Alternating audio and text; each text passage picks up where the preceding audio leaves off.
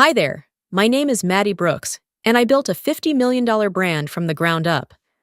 I gave everything to my company, late nights, endless sacrifices, every ounce of my ambition.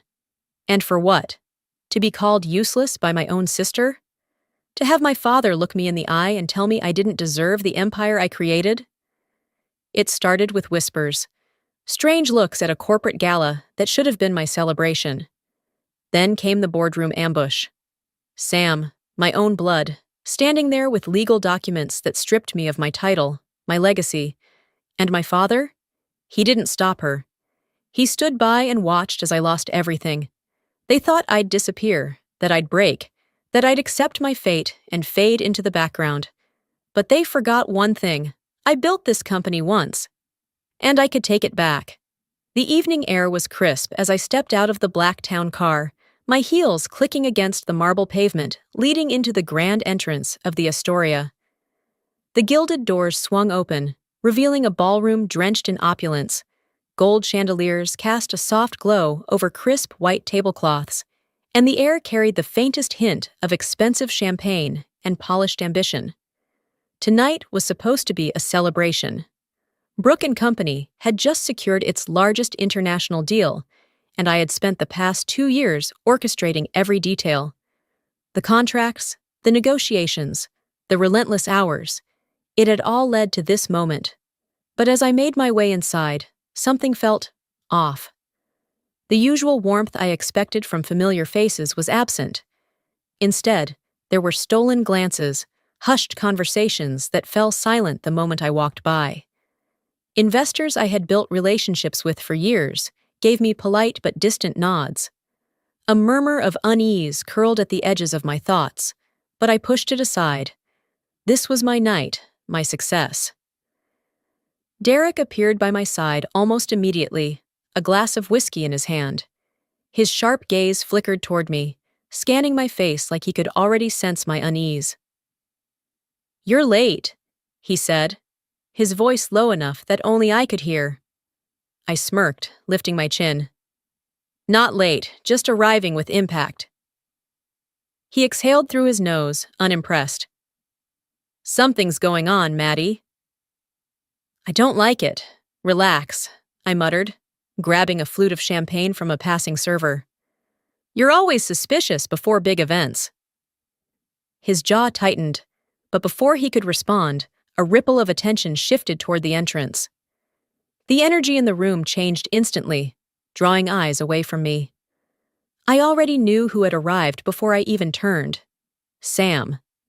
She stood poised at the top of the staircase, a vision of power in a shimmering midnight blue gown, her smile dazzling under the crystal chandeliers. While I had spent the last 2 years building the company, she had mastered the art of stealing the spotlight. A waiter moved past me, nearly brushing against my shoulder, and I caught the tail end of a hushed conversation nearby. "She doesn't even see it coming." My grip on the champagne glass tightened. William Brooks, our father, was already making his way towards Sam, his expression softer than I'd seen in years. He clapped a hand on her back, turning toward the investors gathered nearby. "My daughter, Sam," he declared, his voice carrying across the room. "A natural leader, wouldn't you say?" The crowd nodded, murmured approval following his words. Not a single mention of the deal. Not a single mention of the years I had poured into making this night possible. The murmur in my head grew louder. Derek shifted beside me, setting his glass down with deliberate care. "You see what I mean now?" I forced a smile, lifting my champagne, as if to toast to nothing at all. It's just William being William. But I knew better. Something was happening, something big. I moved through the room, shaking hands, offering practice smiles, but my mind was elsewhere. The whispers, the stolen glances, Sam's too-perfect entrance. By the time dessert was served, I was barely touching the chocolate soufflé in front of me. The unease had curled into something heavier, sitting low in my stomach. I needed fresh air. Stepping out onto the balcony, I inhaled deeply, trying to shake the tension gripping my chest. The city stretched out before me, glittering and endless, but for the first time, I felt small. Derek's voice cut through the night air behind me. "Maddie, I need to talk to you." I turned, seeing the serious set of his jaw, the way his hands curled into fists at his sides. "There's something you don't know about tomorrow's board meeting." My pulse skipped. The cold air suddenly felt sharper, like a warning I had failed to see coming. "Maddie, sit down," William Brooks says, his voice colder than I have ever heard before. The conference room is eerily silent, save for the rhythmic ticking of the antique clock mounted on the wall. I glance around, taking in the unreadable expressions of the board members. The air is thick with something I can't quite place. Anticipation, tension, perhaps even regret. Sam sits beside William, her posture too poised, her lips curved in the faintest smirk. She doesn't even try to look surprised that I'm here. This isn't a meeting, it's an execution. Derek stands in the far corner, arms crossed, his face unreadable. But I know him too well. His jaw is tight, his stance rigid. He knows what's coming. William clears his throat, shifting in his seat like he's uncomfortable. But the glint in his eyes tells me otherwise. "Maddie, we've made a decision regarding the company's leadership." The room seems to close in. My fingers tighten around the edge of the chair, knuckles pressing white against my skin. Sam flips through a stack of papers in front of her, her nails tapping rhythmically against the polished wood table. She doesn't look at me. She doesn't have to. "Brook and Company needs a leader with a broader vision," she says smoothly. "Someone who understands the corporate world at a strategic level." I blink. "Excuse me?" She finally meets my gaze, and for a brief moment, I see the victory dancing in her eyes. "Effective immediately," she continues. "I will be stepping in as the new CEO." The words land like a slap, a sharp, cold sting that leaves me breathless. My gaze snaps to William, expecting, no, needing him to say something, to stop this, to tell me this is a mistake. But he doesn't. Instead, he nods. "This is what's best for the company. I hope you'll understand, Maddie." Understand?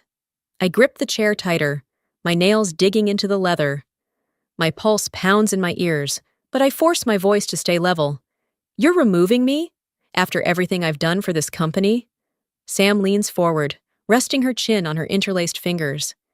"Did you really think you built this alone?" My stomach twists. She tilts her head, feigning sympathy. "While you were busy designing products and running day-to-day operations, I was securing the future. Investors need more than ideas, Maddie. They need leadership, stability, vision." My mouth parts, but no words come. William watches me, waiting for a response. But what can I possibly say? That I've dedicated my life to Brook and Company? That I've bled for it, sacrificed for it? That every success they're celebrating came at the cost of my time, my energy, my very sense of self? And yet, here I am, disposable. "How long?" My voice is quieter than I intend. Sam arches a brow. "How long have you been planning this?" She exhales, sitting back. "Months." The answer slices through me. I look around the table, searching for something, someone, to contradict this, to say this isn't how things should be. But the faces staring back at me are blank. No one speaks. Even Derek, who hasn't moved from his corner, looks away. "Unbelievable," I murmur. William leans back, clasping his hands. "You'll receive a generous severance package, of course." My body turns cold. "A severance package." "Let's not be dramatic," Sam sighs. "You'll be well taken care of." I stare at her, my chest rising and falling with barely contained fury. "You'll regret this, Sam." Her smirk widens. Doubtful. The room feels suffocating. I push my chair back, the legs scraping against the hardwood as I stand. No one stops me. No one calls my name. My heels echo against the marble floor as I make my way to the exit, back rigid, chin high. But as I step into the elevator, the weight of it all crashes over me. My title, gone. My father, lost. My sister, my greatest enemy. The doors slide shut, trapping me in the suffocating silence. This isn't over, not even close. You really thought I'd just walk away? I say, my voice dangerously calm, as I meet Derek in a dimly lit cafe. The scent of freshly brewed coffee lingers in the air, but I barely register it. The city hums outside the rain-speckled windows, but the noise feels distant, irrelevant. My fingers drum against the ceramic cup in front of me, its warmth doing little to thaw the ice that has settled in my chest since this morning. Derek watches me carefully from across the table, his expression unreadable. Honestly, I wasn't sure, he admits. But I know you, Maddie. You don't quit. You don't back down. I let out a slow breath, tilting my head. Then why do I feel like I've already lost? He leans forward, elbows on the table. Because you're still in shock. But this isn't over, not even close. The weight of his words hangs between us, but doubt still gnaws at me. They humiliated me, Derek. Sam didn't just take my position, she took my legacy. And William. He let her. He exhales sharply. William made his choice, but that doesn't mean it was the right one. I shift my gaze toward the window, watching as headlights blur past on the wet pavement. The betrayal plays on repeat in my mind. Sam's smirk, William's cold nod, the silence of the boardroom as they collectively decided I was disposable. For the first time in my life, I don't know what to do next. Come on, Derek says suddenly, tapping his fingers against the table. We need a plan. I scoff, shaking my head. A plan? To do what? Sue my own company? Take Sam to court? She played this too well, Derek. She got to the investors first. She had months to prepare, and My voice falters. I didn't see it coming. Derek doesn't respond right away. Instead, he reaches into his briefcase and pulls out a worn manila folder. I frown. What's that? Your way back in. I glance between him and the folder, skepticism creeping into my tone. Derek, just look at it. I hesitate before taking the file, flipping it open. The moment my eyes land on the first page, my breath catches. It's an old contract, one from when I first helped restructure Brook & Company after our international expansion. My fingers skim over the familiar legal jargon, memories flooding back. And then, I see it. A clause. Derek taps a highlighted section with the edge of his pen. You still own 49% of the company, Maddie. And this, he gestures toward the clause, gives you leverage. If Brook & Company changes its core business model without your consent, you have the legal right to challenge their leadership and reclaim your stake. The words blur for a moment as I process what he's saying. I sit up straighter. And Sam doesn't know this? His lips twitch. I doubt she even remembers it exists. She was too busy playing politics while you were actually running the company. For the first time since this morning, something shifts inside me. A spark. A flicker of something dangerous and familiar. Hope. I close the folder and meet Derek's gaze. We need to make sure she takes the bait. She has to make a move that triggers this clause. Derek grins. Now that's the Maddie I know. Meanwhile, across the city, in a sleek office with floor-to-ceiling windows, Sam Brooks sits behind what used to be my desk. She leans back in her chair, scrolling through the flood of congratulatory emails, barely acknowledging the assistant placing a fresh coffee beside her. Her phone buzzes. A message from an anonymous number. Your sister built this company's reputation. You just took the title. Prove you deserve it. Her jaw clenches. Victory, it seems, is proving to be more complicated than she anticipated. Back in the cafe, I slip the contract into my bag, my mind already working through my next move. This isn't just about getting my job back. It's about taking everything. You don't just walk into my office without an appointment, Maddie, Sam hisses. But there's a flicker of fear in her eyes. I take my time, letting the weight of my presence settle into the space. The office is different. Redesigned in Sam's image, with sleek black furniture and gold accents, the kind of decor that screams power and control. But beneath the polished surface, I see it for what it is. An illusion. I shut the door behind me and cross the room, my heels clicking against the marble floor.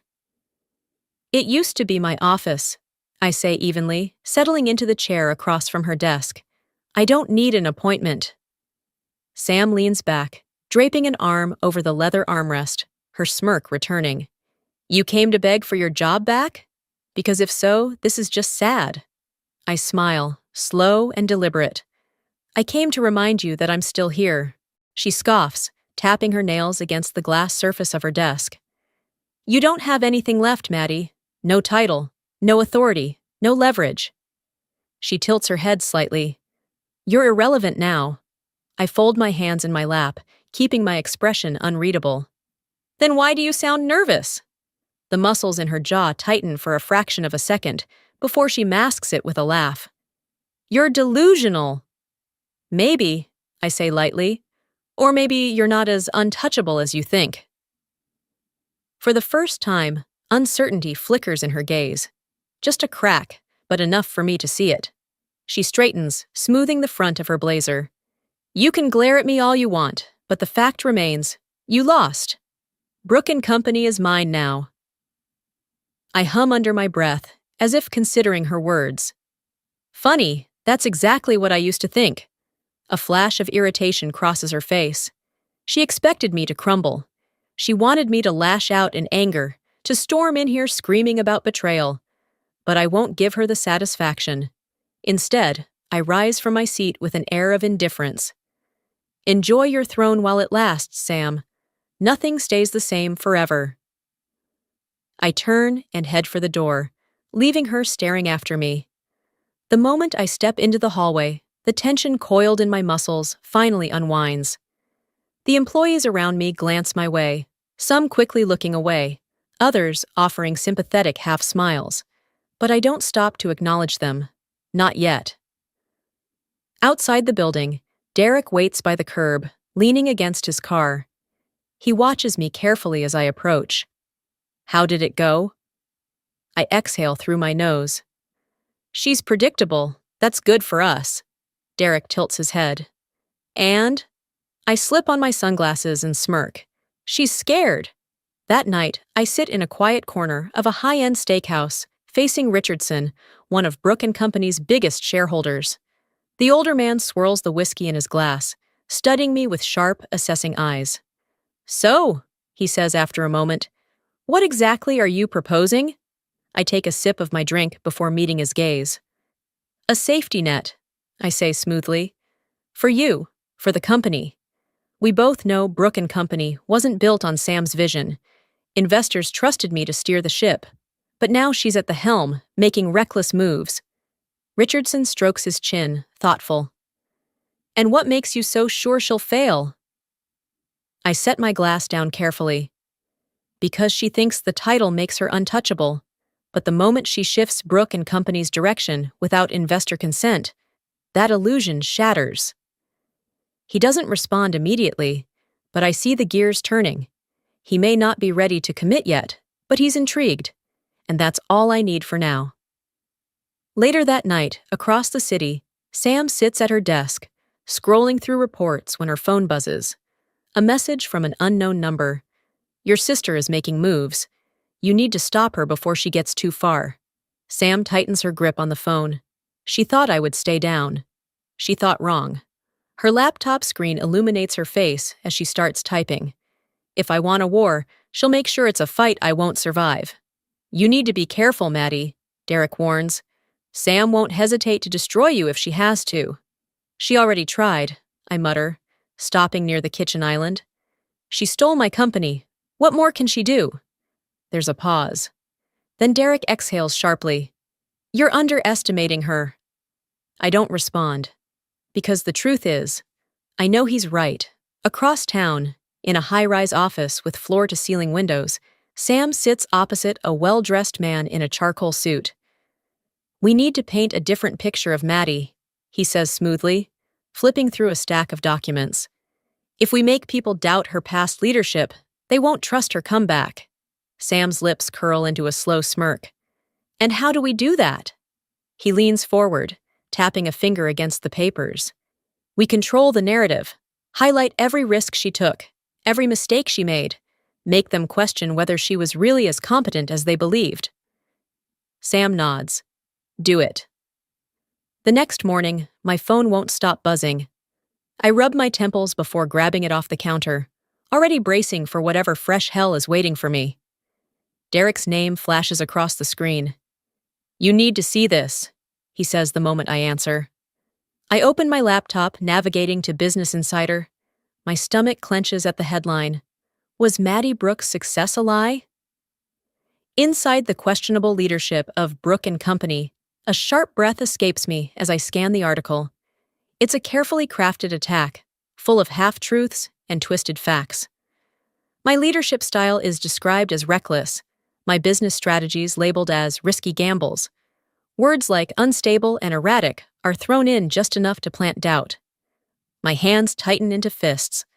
On the television across the room, CNBC is airing a panel discussion. The problem with Maddie Brooks, one commentator says, adjusting his tie, is that she never truly fit the mold of a traditional CEO. She was creative, sure, but creativity doesn't always translate to strong leadership. Another panelist nods. And let's not forget, Brooke and Company wasn't built in a vacuum. Her sister, Sam Brooks, has been instrumental in stabilizing the company's future. A bitter laugh escapes me. Stabilizing? She stole it. My phone rings again. "Maddie, we have a problem," Derek says, voice sharp. "Someone leaked internal documents, fake ones. They make it look like you were involved in financial mismanagement before you stepped down." The room tilts slightly. I grip the edge of the counter. "What?" "It's bad," he continues. "They're circulating through investor circles, and people are starting to question whether you really ran the company as cleanly as you claimed." My pulse pounds in my ears. Sam. It has to be her. I force myself to take a breath, shoving down the surge of anger rising in my chest. "Can we prove they're fake?" "We're working on it," Derek says. "But perception is everything, and right now, the perception is that you're a liability." I close my eyes for a brief second before opening them again. She's trying to erase me. She took my company. Now she wants my reputation too, but I won't let her have it. An hour later, I step into the boardroom of a downtown office. The sleek glass walls reflect the city skyline behind me, but I barely notice. A major investor is waiting inside. I take a steady breath and step forward. Then I see her. Sam is already sitting at the conference table, legs crossed, a knowing smirk on her face. Our eyes lock. This battle just became personal. "You didn't think I'd just sit back and watch, did you?" Sam smirks, crossing her arms. The conference room is thick with tension, the air almost stifling under the weight of expectation. A long mahogany table stretches between us, polished to a pristine shine that reflects the faces of the investors sitting on either side. I force myself to stay calm, my fingers tightening around the chair before I sink into it. Across from me, Sam leans back, every inch of her posture radiating arrogance. The investor at the head of the table, Mr. Caldwell, clears his throat. "Maddie, there are serious concerns about your past leadership. Can you explain these financial discrepancies?" I meet his gaze without hesitation. "They're fabricated," I say smoothly, "designed to discredit me." Caldwell raises an eyebrow. "Fabricated?" Before I can answer, Sam tilts her head, feigning curiosity. "Are you saying the records are fake, Maddie?" "Because the board has seen them." My jaw clenches. She's good, twisting the narrative, making me look defensive before I can even present my side. I take a breath and straighten my shoulders. Let's be clear, this isn't about my past leadership, it's about control. Brooke and Company has thrived under my direction for years, and now that I'm gone, certain people are eager to rewrite history. A murmur ripples through the room. A few investors exchange glances, their confidence in Sam wavering. Good. I shift my focus to Caldwell. "You all know my record. I built this company's brand. I turned it from a struggling name into an industry leader. You've seen the growth, the numbers, the client expansions. And now, suddenly, these so-called discrepancies appear the moment I challenge my removal?" Sam exhales a short laugh, shaking her head. "Conspiracies won't save you, Maddie. Facts will. I turn toward the investors, ignoring her. What you don't know, I continue, voice measured, is that someone inside Brook & Company wants to change everything, including who owns it. Silence. Sam's fingers twitch slightly against the surface of the table. I press forward. You think this is about keeping Brook & Company strong?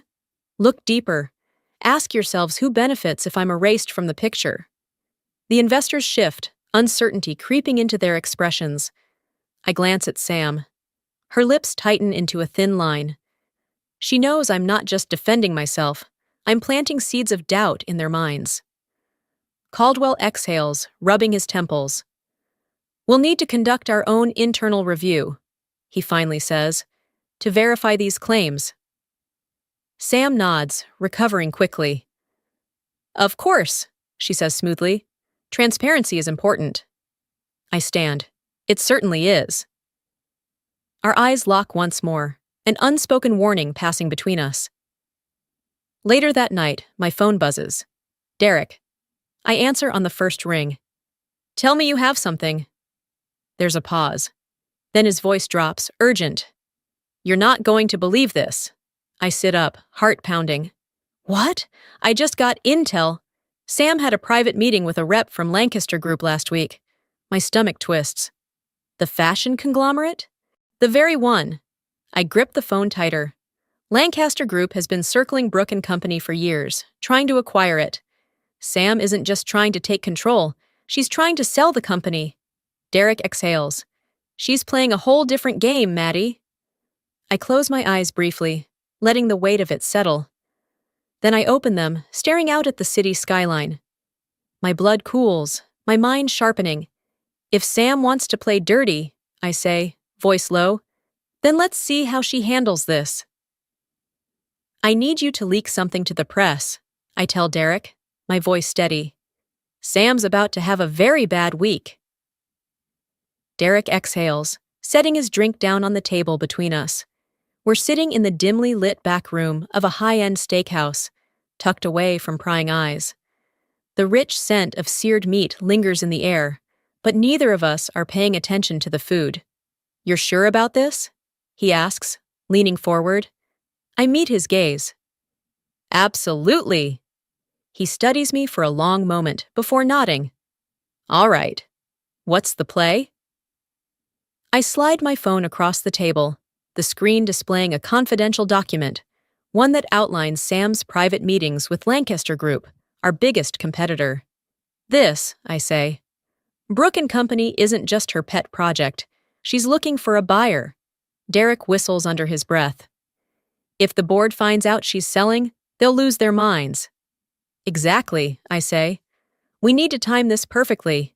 If the press gets wind of this before she has time to control the narrative, she won't be able to bury it. Derek taps his fingers against the table, thinking. I know a guy. A journalist over at the Wall Street Report. He's reliable, and he won't print anything without verification. Good, I say, my pulse steady, my mind sharp. Let's do it. Derek pulls out his laptop, fingers flying over the keys as he crafts the message. We attach the documents, careful to remove any trace of where they came from. The moment he hits send, there's no turning back. Now we wait. It doesn't take long. By the next morning, the headlines have already taken over the business world.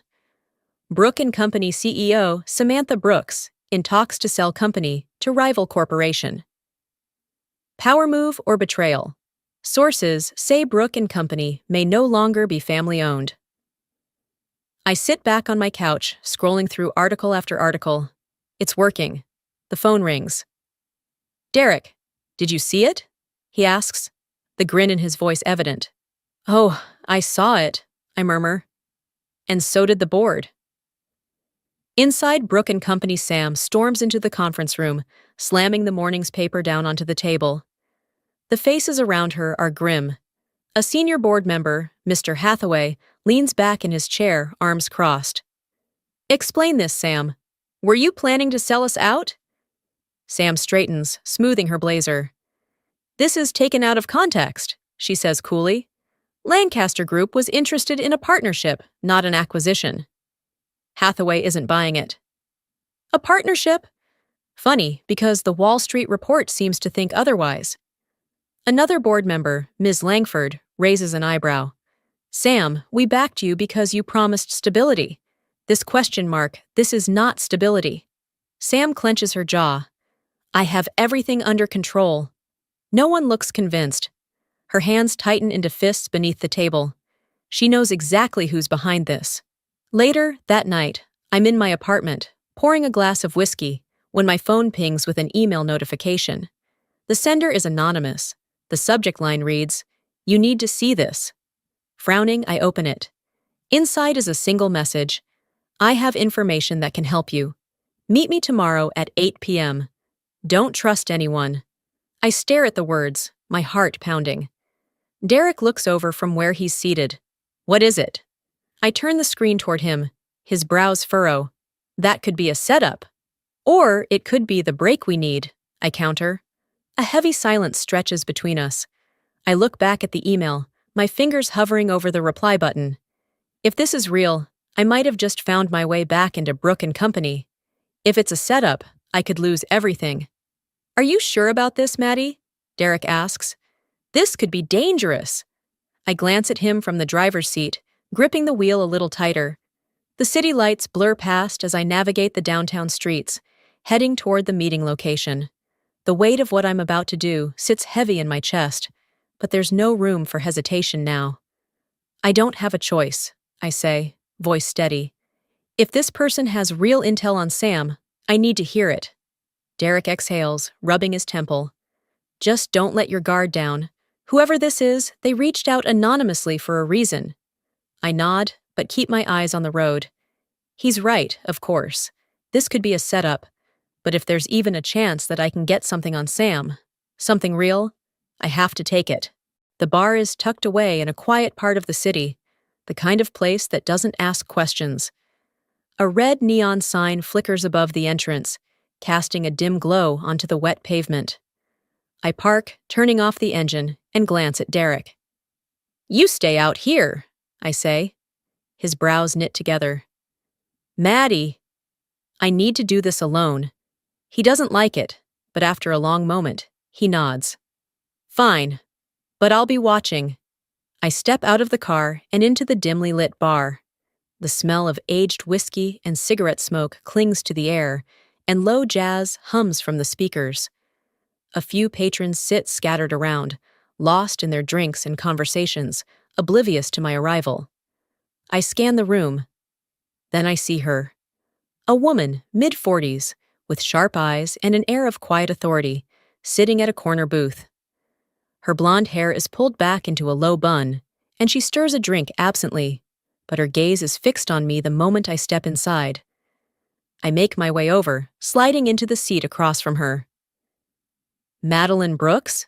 She asks, voice hushed but firm. I nod. You know my name. What's yours? She glances around before leaning in slightly. Eleanor Grayson, Senior Financial Officer at Brooke & Company. My breath stills for half a second. You worked for my father, I murmur. I did, she confirms. And now I work for your sister, but not for much longer. I narrow my eyes. Why are you helping me? Eleanor exhales, reaching into her bag and pulling out a small USB drive. She places it on the table between us. Because what Sam is doing isn't just unethical, it's illegal. I stare at the drive, heart hammering. What's on it? Financial records, Eleanor says. Real ones. Sam manipulated the company's books to inflate revenue numbers. She needed them to look solid when she took over, needed the board to trust her leadership. But the truth? She's been funneling money into private accounts, falsifying reports to make it seem like Brooke & Company is thriving under her watch. If this gets out, she's finished. I don't reach for the drive yet. I keep my expression unreadable, even as adrenaline courses through me. You're sure about this? I ask. Eleanor nods. I've been gathering proof for weeks. The numbers don't lie, Maddie. Your sister built her empire on fraud, and if she's willing to do this, who knows what else she's planning?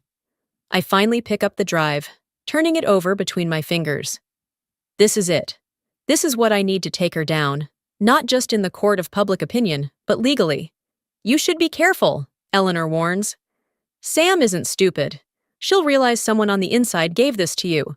I slip the drive into my pocket. Let her. Meanwhile, at Brooke & Company, Sam stands in her office, arms crossed, as she stares at the security logs on her laptop. Someone has been accessing restricted files. Someone from her own company. Her lips press into a thin line as she leans back in her chair. She should have known. Whoever it is, she murmurs, fingers tapping against the desk. They won't get away with it. Back at Maddie's apartment, Derek paces as I plug the USB drive into my laptop, pulling up the files. The screen floods with documents, spreadsheets, transaction logs, financial reports, all of it meticulously detailed. Jesus, Derek mutters. She really did it. I scroll through the evidence, my pulse steady. This is enough to challenge her legally, I say. With these records, we can prove she lied to the board. Derek nods, but his expression is cautious. Then we move carefully. She'll try to cover her tracks the second she finds out we have this. My laptop dings with a new message. I frown, clicking it open. A single text from an unknown number. Nice move, Maddie. But do you really think I wouldn't find out? My stomach clenches. Derek steps closer, reading over my shoulder. Shit. I grip my phone, my heart racing. The real war has just begun. She knows, Derek. We have to move fast before she destroys the evidence. I pace the length of Derek's office, my hands clenched at my sides. The room is dim, the only light coming from the desk lamp illuminating the mess of papers, files, and the open laptop in front of us. Every second counts. Derek rubs his temples before exhaling sharply. We need to verify everything first. If we make a move, and there's even a tiny mistake, Sam will spin it against you. I stop pacing and grip the back of the chair. Then we work through the night. He nods, already pulling up the spreadsheets. The USB drive Eleanor gave me contains months of manipulated records, numbers doctored to make Brooke & Company look stronger than it actually is. Transactions funneled into hidden accounts, inflated revenue reports. It's all here, black and white. And if we don't act soon, Sam will bury it. I grab my phone, scrolling through my contacts. There are investors who still believe in me, people who trusted my leadership before Sam forced me out. If I leak the right details, I can plant enough doubt that the board will have no choice but to demand answers. Derek looks up from his screen. What's your plan? I meet his gaze. I'm going to give them something they can't ignore. I start with Mrs. Linton, a longtime shareholder, a woman who built her empire from the ground up and doesn't tolerate dishonesty. I type a message, attaching a snippet of the manipulated financial statements. Mrs. Linton, you've always valued integrity in business. I thought you should see this before you hear it from someone else. I press send and lean back, my pulse steady. The message is vague but effective. It won't take her long to realize what's happening. Derek watches me. And now? Now, I say. We wait. The response comes faster than expected. Maddie! What the hell is this? Call me. I glance at Derek before dialing her number. She picks up immediately. Is this real? She demands, skipping pleasantries. Sam's been lying about the financials? I keep my voice even. I wouldn't bring this to you if I wasn't certain. And it's only the tip of the iceberg. Silence. Then, in a quieter voice, does the board know? Not yet, I admit. But they will soon. A sharp breath on the other end. I want a full financial report on my desk by the end of the week. And if this turns out to be true, Sam is finished. I smile. I was hoping you'd say that. By morning, the rumors are already circulating. Investors are whispering. The board is uneasy. And Sam? She's furious. She storms into Brooke & Company, slamming her office door so hard the walls shake. Her assistant flinches as she tosses a folder onto her desk. Find out who's leaking information, she snaps. The assistant nods quickly and scurries out. Sam exhales, pressing her fingers against her temples. This isn't part of the plan. The company was supposed to be under her complete control by now. But Maddie, damn her, just won't stay down. She straightens, fixing her blazer. Fine. If Maddie wants a fight, Sam will give her one. That afternoon, the board receives an emergency meeting notice. Sam's name is stamped at the bottom. She's trying to get ahead of this, trying to control the damage before it spreads too far. But it's too late. As the board gathers in the glass-walled conference room, the tension is thick. Some members exchange skeptical glances. Others tap their fingers against the polished table, waiting. Sam stands at the head of the room, expression composed. These rumors are designed to destabilize our company, she begins smoothly. We need to stand united against misinformation and speculation. A few nod. Others remain silent. Then the doors swing open. I step inside. A slow, confident smile spreads across my face as I take a seat at the table, directly across from Sam. She stiffens. You're not supposed to be here, she says coldly. I fold my hands in front of me. Oh, I think you'll want to hear what I have to say. Sam's expression darkens. The game has changed, and this time, I'm the one holding the cards. Ladies and gentlemen, I have something very interesting to show you.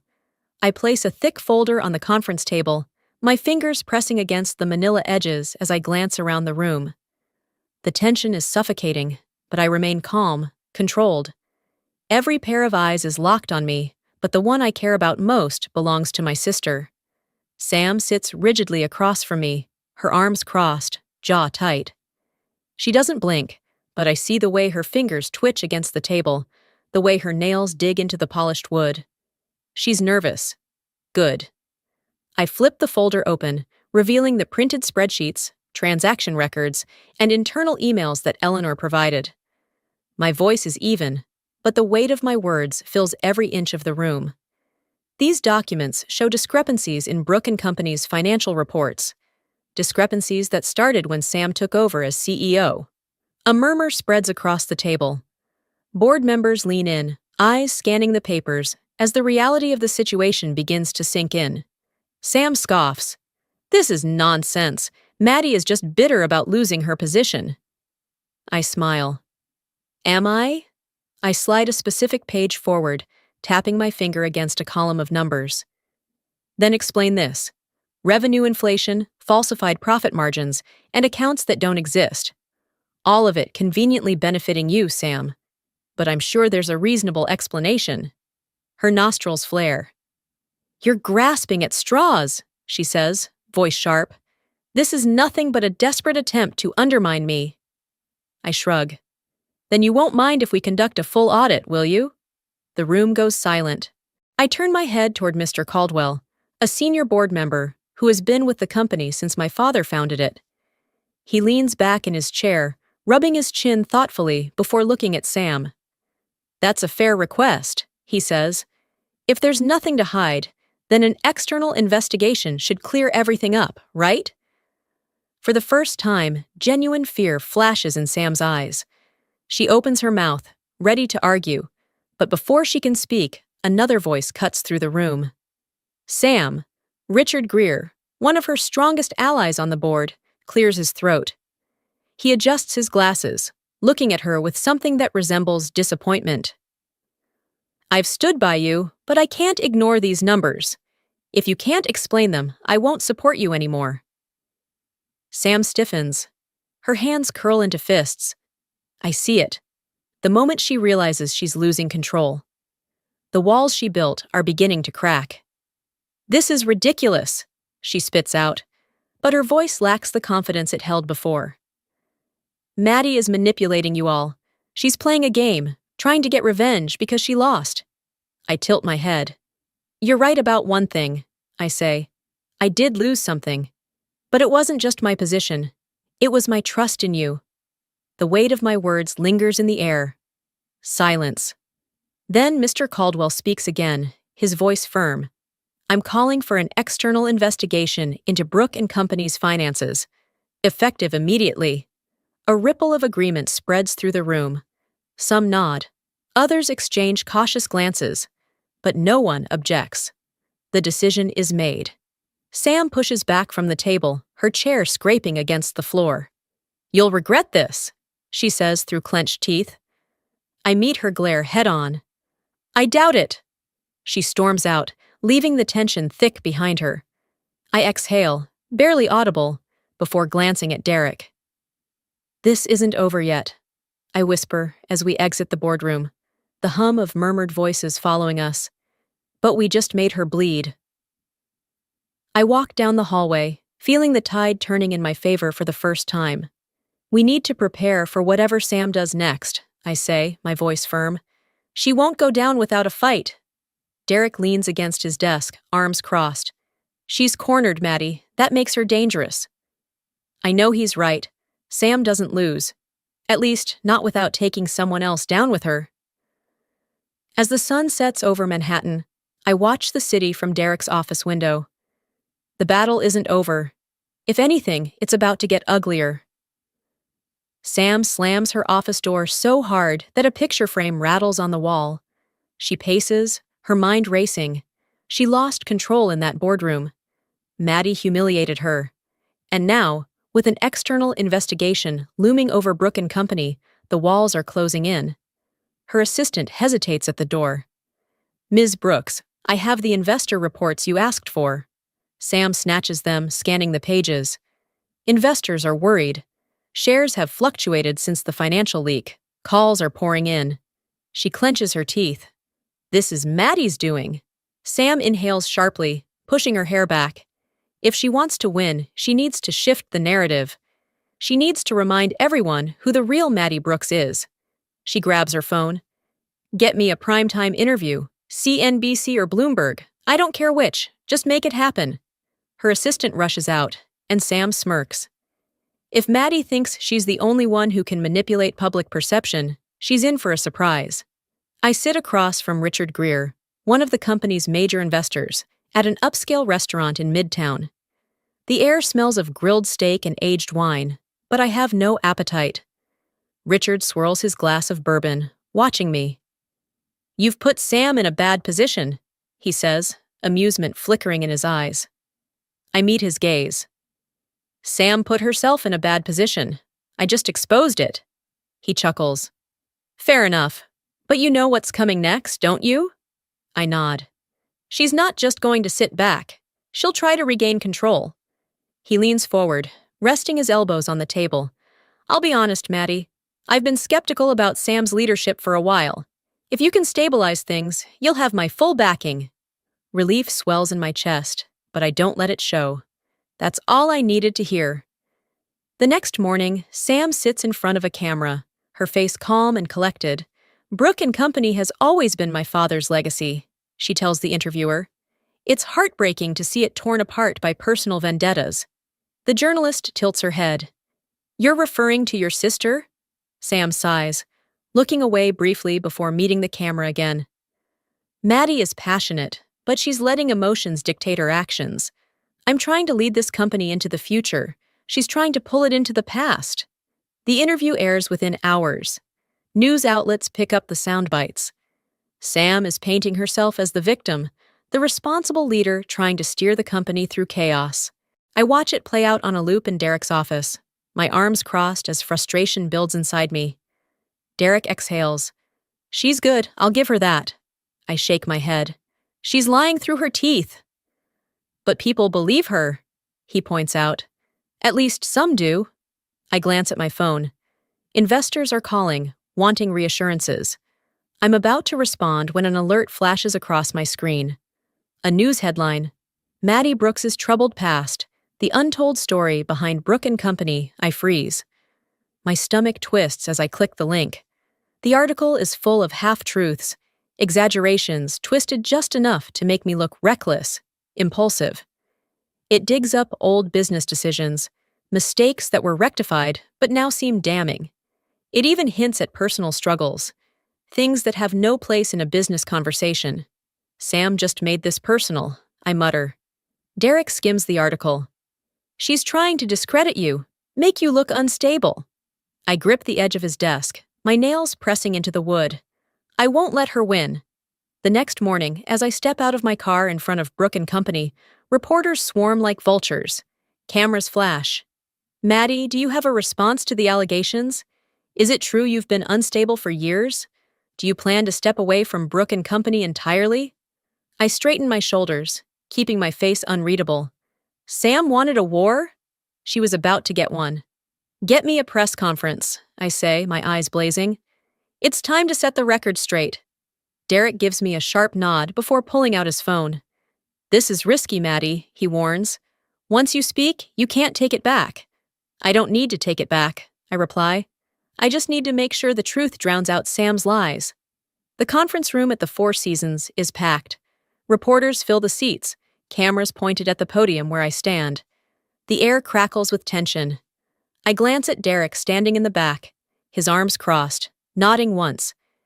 He believes in me, that's enough. I step forward, my voice steady. I won't let lies define me. I scan the crowd, letting the silence stretch before continuing. The real issue here isn't my personal life, it's the future of Brooke and Company. Flashes from the cameras flicker as I continue. My leadership has been called into question. But let's talk facts. I built this brand. I expanded our reach, secured major partnerships, and brought in billions. And yet, my qualifications are being questioned because of a desperate smear campaign. A murmur ripples through the crowd. I flip open the folder on the podium, revealing slides behind me on the projector.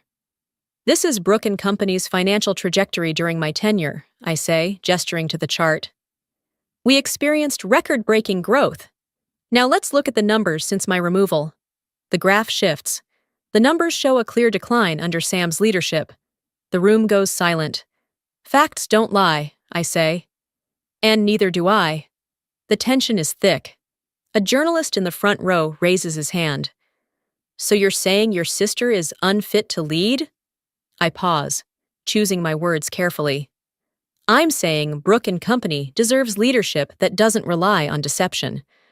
I'm saying this company, which my father built and I helped elevate, deserves better. Another journalist jumps in. Are you pushing for her removal? I don't hesitate. I'm pushing for what's best for this company. If the board believes that's me, then I'm ready to step up.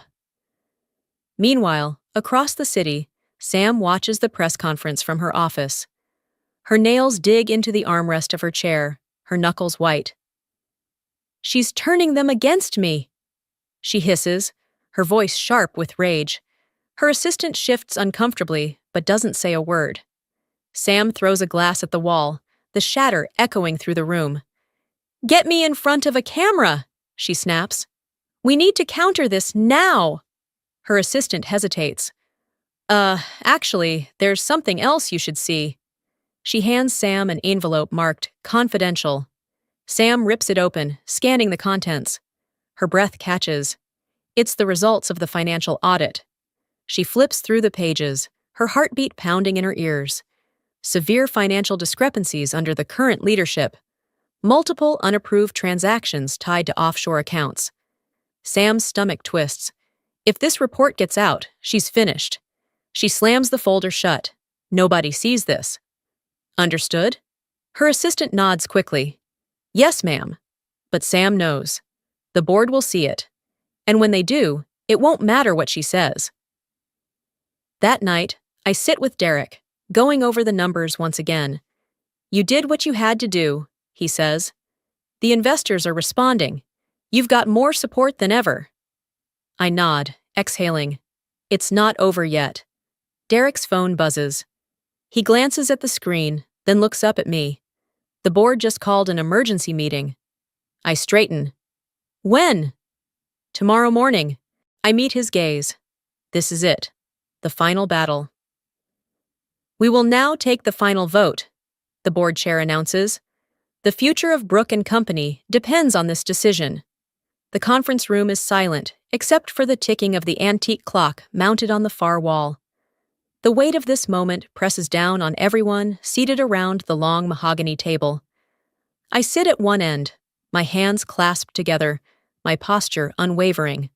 Across from me, Sam reclines in her chair, her expression carefully composed.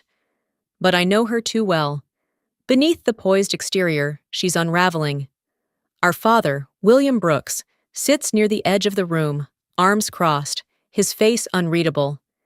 He hasn't spoken much, merely observing as his daughters battle for control of his empire.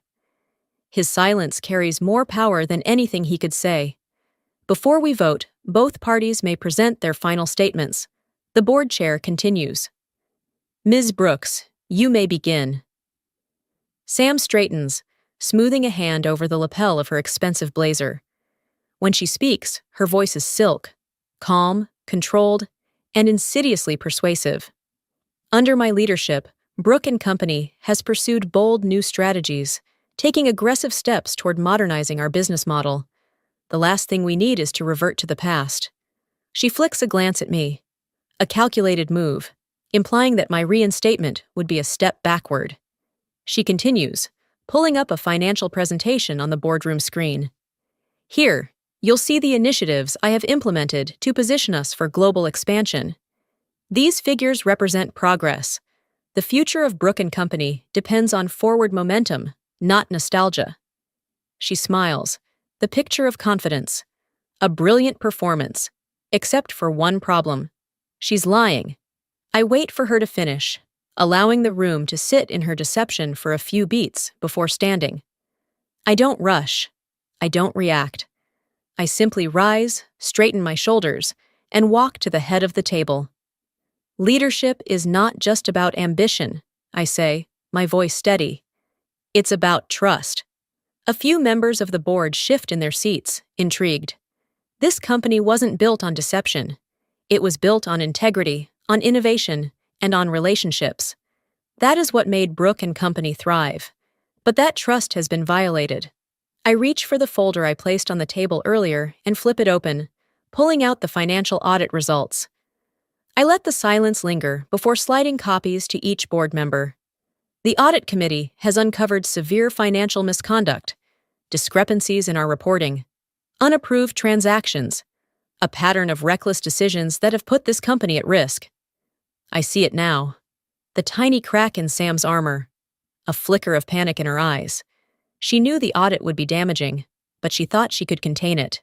You want to talk about leadership, Sam? I continue, my voice growing sharper. Then let's talk about accountability, because that is what leadership looks like. A heavy silence falls. The board members murmur among themselves, flipping through the documents. Some frown, some shake their heads. The weight of what they're seeing is sinking in. Sam recovers quickly, scoffing. This is a smear campaign. Numbers don't lie, I counter. And neither do forensic audits. I turn to the board. You have a decision to make, not just about leadership, but about the values this company stands for. The choice is yours. The board chair leans forward. It is time for the vote. Each member will submit their decision privately. The room is thick with tension as the votes are cast. I keep my expression neutral, but my heart pounds. Sam sits rigidly, her fingers curled into fists beneath the table. The board chair tallies the votes, pausing when he reaches the last one. His gaze flickers toward William Brooks. Mr. Brooks, he says, as founder, your vote will break the tie. The room stills. I hold my breath. Sam does too. Dad looks at the documents spread before him. He exhales, slow and measured. When he finally lifts his gaze, his expression is unreadable. Then he speaks. My vote. He pauses, and my pulse races. Goes to Maddie. The air shifts, a sharp intake of breath from Sam. A few exchanged glances among the board members. It's done. The board chair clears his throat. With the majority vote, the board has decided to reinstate Maddie Brooks as CEO of Brooke & Company. I release a slow breath, keeping my posture steady. I feel Derek's eyes on me from the other side of the room, but I don't turn. I look at Sam instead. She's motionless, her face blank, but her grip on the armrest of her chair is tight, white-knuckled. Then, slowly, she rises. Her movements are deliberate, controlled, but I can see it, the rage beneath her carefully constructed facade. The way her jaw tenses, the way her nostrils flare just slightly. She looks at me, and when she speaks, her voice is low, venomous. This isn't over, she whispers. A chill moves down my spine, but I don't flinch. I meet her gaze, unwavering. Now what? Derek asks as I stand in the CEO's office, looking at the city below. I don't answer right away. The view stretches endlessly, lights flickering like tiny stars across the skyline. A city that never stops moving, never stops pushing forward. And now, Brooke and Company is mine. I should feel victorious, triumphant, but all I feel is exhaustion settling deep in my bones. Derek steps closer. Maddie? I blink, snapping back to the moment. It's done, I say, my voice barely above a whisper. Sam is gone. Brooke and Company is mine. The words should feel satisfying, but they don't. Derek studies me for a long moment before nodding. I'll make sure the transition is smooth. The board is already preparing the public announcement. I nod mechanically. Everything is in motion. Everything I fought for is happening. Then why does it feel so empty? Later that evening, I hear a knock at my office door. I expect Derek, maybe a board member. Instead, it's him, William Brooks. He steps inside without waiting for permission, just as he always has. The presence of the man who built this empire is still commanding, even after everything. You did it, he says, his voice unreadable. I cross my arms. Looks like I did. He sighs, walking toward the window, mirroring my earlier stance. I built this company from nothing, he murmurs, staring out at the city. And I never thought I'd see it nearly destroyed by my own daughters. A sharp pang cuts through me, but I keep my expression neutral. Funny, I say. Maybe if you'd paid attention to us, things would have gone differently. He exhales, rubbing his temples. I should have handled things differently, he admits. I should have been a better father to both of you. I don't know what to feel. For so long I wanted this. Acknowledgement. An admission of failure. But now that I have it, it feels hollow. He turns, looking at me. Brooke and Company is yours now. But remember, power isn't the same as leadership. Don't make the same mistakes I did. For a brief second, I see something. Regret? Maybe. Then, just like that, he walks out. I don't stop him. Hours later, I sit alone at my desk. The silence is deafening. My laptop glows in the dim light, emails flooding in from board members, investors, the press. Everyone wants a statement. Everyone wants to know what comes next. I reach for my phone instead, needing a distraction. And that's when I see it. A text. Unknown number. You may have won this round, but I'll always be a Brooks. This isn't over. A chill runs down my spine. Sam. I stare at the message, fingers hovering over the screen. For a second, I consider responding. Demanding answers. Acknowledging the war that will never truly end between us. Instead, I delete it. But I know, deep down, I haven't seen the last of her. I turn off my phone and walk to the window. I won. But at what cost? Now what? Derek asks as I stand in the CEO's office, looking at the city below. I don't answer immediately. The skyline stretches far beyond my window, glittering under the night sky. The city moves forward, indifferent to what just happened inside these walls. Brooke and Company is mine. I fought for this. I bled for this. So why does it feel like I've lost more than I've won?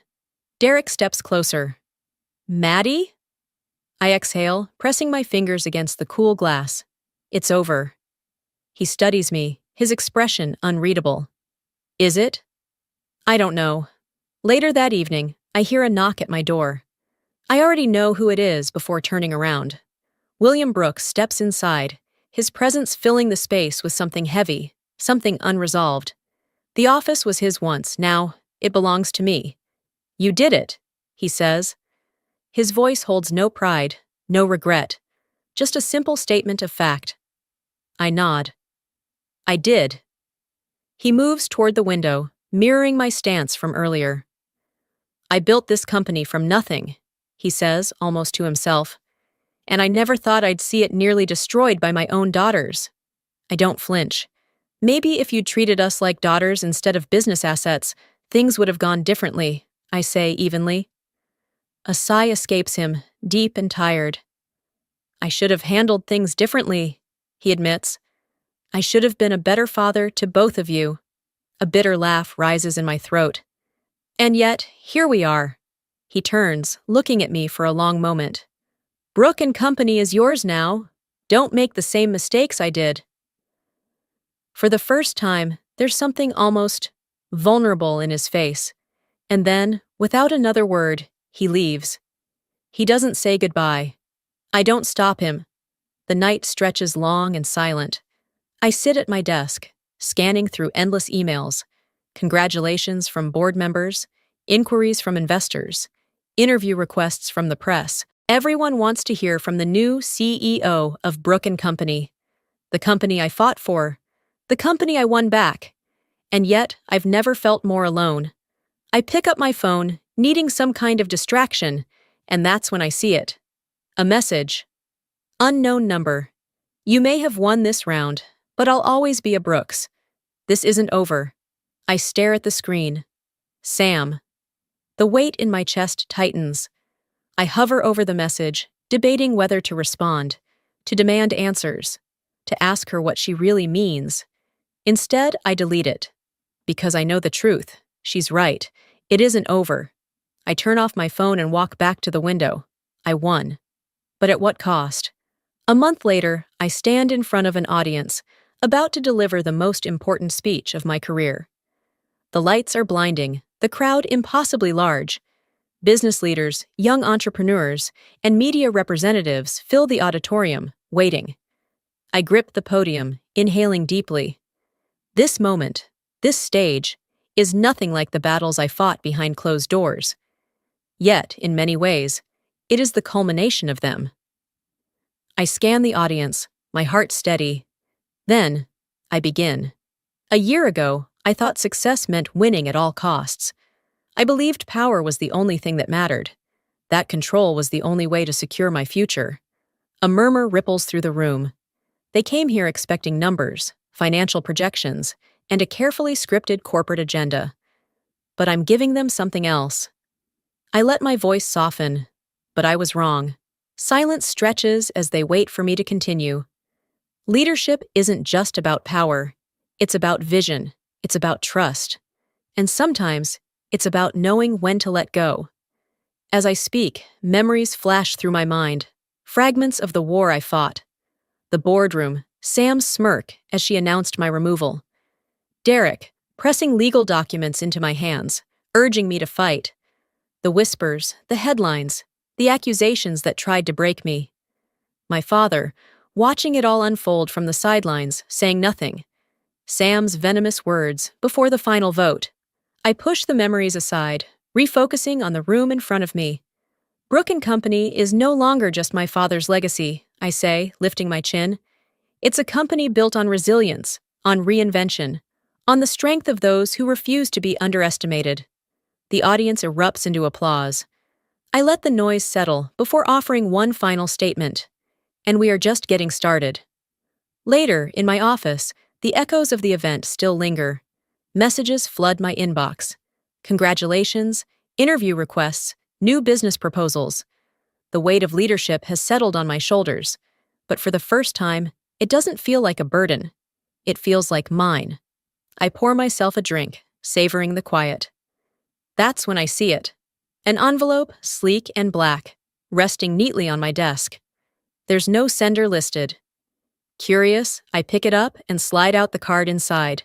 A simple invitation, a new startup launch, and at the bottom, a handwritten note. See you at the top. S. I blink, reading it twice. Then, I laugh softly, shaking my head. Sam. Even now, she's making moves.